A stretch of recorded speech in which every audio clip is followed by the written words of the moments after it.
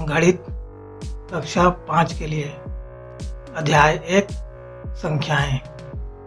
आज की इस वीडियो में हम अध्याय 1 संख्याएं से संबंधित एक महत्वपूर्ण टॉपिक निकटतम मान के बारे में पढ़ेंगे, जिसमें दहाई के निकटतम मान, सैकड़े के निकटतम मान और हजार के निकटतम मान के बारे में देखेंगे।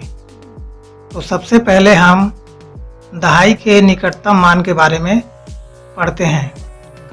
देखिए, यहाँ पर कुछ संख्याएं दी गई हैं: 46, 81, 96, 15, 72, 88, 34, 65। इन सभी संख्याओं का हमें दहाई के निकटतम मान ज्ञात करना है।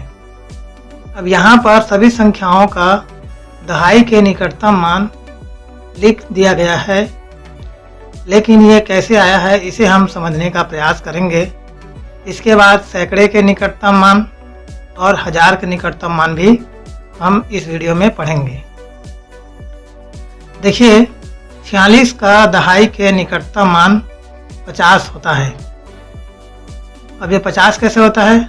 40 और 50 किसके नज़दीक में है, किसके पास में है?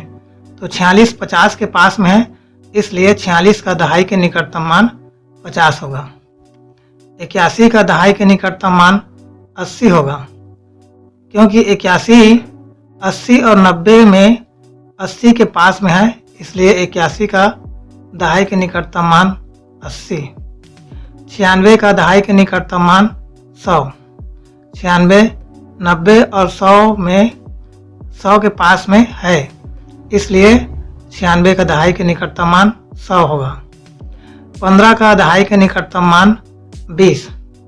अब यहाँ पर 15 10 और 20 के बीच में होता है, लेकिन हमें पीछे की संख्याओं को नहीं लेना है, हमें आगे की संख्याओं को लेना है। इसलिए 15 का दहाई के निकटतम मान 10 नहीं होकर के 20 होगा, क्योंकि हमें आगे की संख्याओं को लेना है, बढ़ते क्रम को लेना है। 72 का दहाई के निकटतम मान 70, क्योंकि 72 70 और 80 में 70 के पास में है, इसलिए 72 का दहाई के निकटतम मान 70 होगा। 88 का दहाई के निकटतम मान 90। 88 80 और 90 में 90 के पास में है, इसलिए 88 का दहाई के निकटतम मान 90। 34 का दहाई के निकटतम मान 30। 34 30 और 40 में 30 के पास में है, इसलिए 34 का दहाई के निकटतम मान 30। 65 का दहाई के निकटतम मान 70। ये ठीक 15 की तरह है। जैसे 15 का दहाई के निकटतम मान 20 होता है, वैसे ही 65 का दहाई के निकटतम मान 70 होगा। 65 60 और 70 के बीच में है, लेकिन हमें आगे की संख्या को लेना है, इसलिए 65 का दहाई के निकटतम मान 70 होता है। अब देखिए, सैकड़े के निकटतम मान बताइए कहा गया है, और इसके अंतर्गत 436, 356, 164, 719, 506, 271, 632, 225 ये संख्याएं दी गई हैं। हमें इन सभी संख्याओं का सैकड़े के निकटतम मान पता करना है। इन सभी संख्याओं का सैकड़े के निकटतम मान यहाँ पर लिख कर बता दिया गया है, लेकिन ये कैसे आया है इसे हमें समझना है। ये ठीक अभी अभी हम लोग दहाई के निकटतम मान पढ़े हैं, वैसे ही ये सैकड़े का निकटतम मान होगा, लेकिन इसमें दहाई को नहीं लेना है, हमें इसमें सैकड़े को लेना है।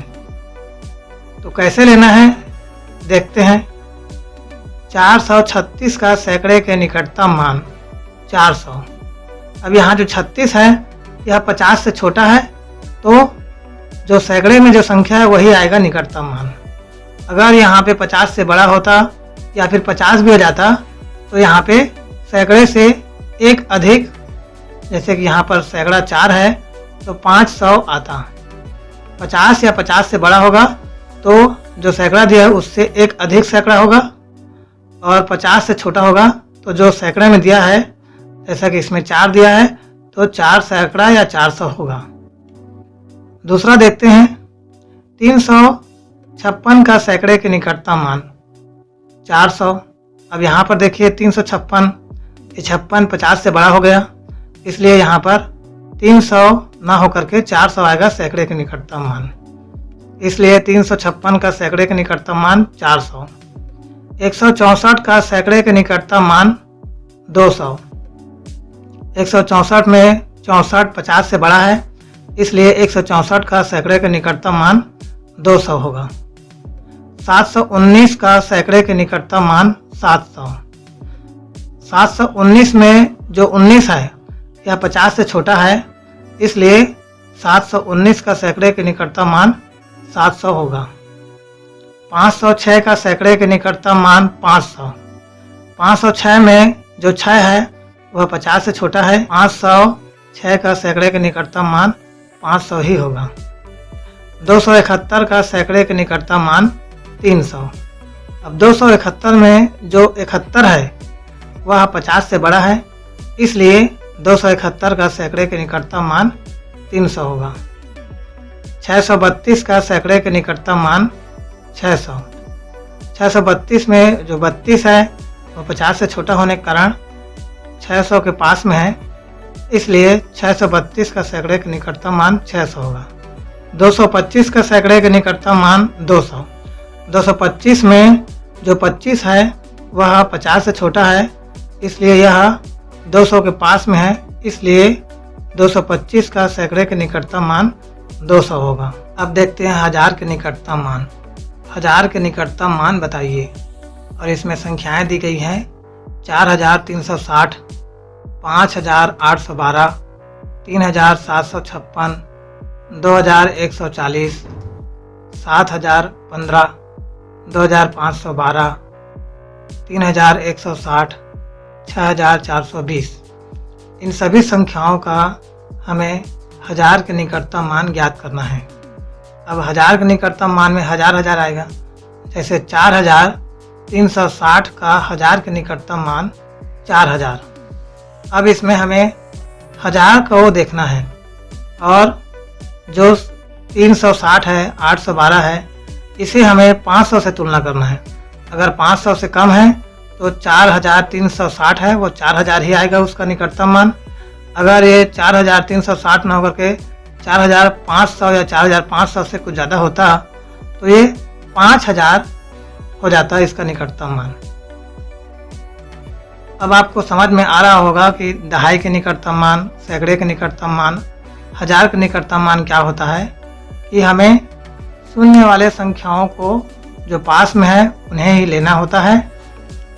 तो ये पहला का हो गया 4360 का 1000 के निकटतम मान 4000। 5812, 5812 का 1000 के निकटतम मान 6000। अब इसमें 5812 में 812 500 से बड़ा है, इसलिए 5812 6000 के पास में है, इसलिए 5812 का 1000 के निकटतम मान 6000 होगा। 3756 का 1000 के निकटतम मान 4000। 3756 में 756 500 से बड़ा है, इसलिए 3756 4000 के पास में है, अतः 3756 का 1000 के निकटतम मान 4000 होगा। 2140 का 1000 के निकटतम मान 2000। 2140 में 140 500 से छोटा है, इसलिए 2140 2000 के पास में है, अतः 2140 का 1000 के निकटतम मान 2000 होगा।